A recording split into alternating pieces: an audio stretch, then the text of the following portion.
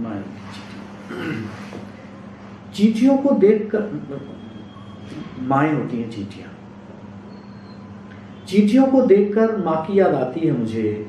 वो भी ऐसे ही उतार लेती थी कढ़ाई में जमी रह गई सब्जी की परत रूखी रोटी से।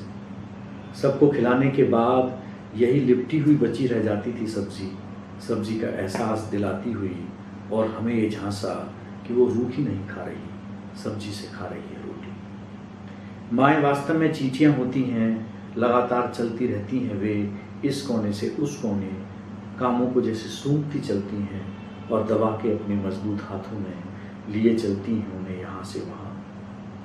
वे चींटियों की तरह ही होती हैं ताकतवर, तभी तो उठा लेती हैं अपने से कई गुना बड़ा घर अपने छोटे से सर पर। चींटियाँ होती हैं माएँ बचाकर रखने की अपनी आदत में चीज़ें मुश्किल वक्त के लिए। चींटियाँ होती हैं वे अपने शरीर में कि हड्डियों के सिवाय कुछ नहीं होता उनमें। चींटियाँ होती हैं माएँ कि जरा सी आहट से मुश्किल की फैल जाती है खलबली उनमें, और निकल पड़ती हैं वे अंडी बच्चों की हिफाजत में।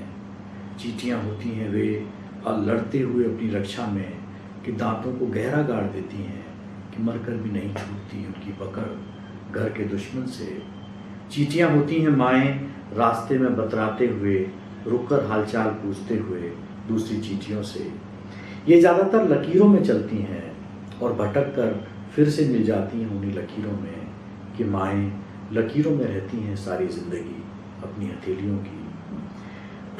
चींटियों को मरते नहीं देखा है मैंने, और न ही देख पाते हैं हम माँओं को मरते हुए, दिन रात खपते हुए ईंधन सी घर भट्टी में। माएँ होती हैं चींटियाँ कि जाने अनजाने कुचल दी जाती हैं बेखबर पैरों से चींटियों की तरह।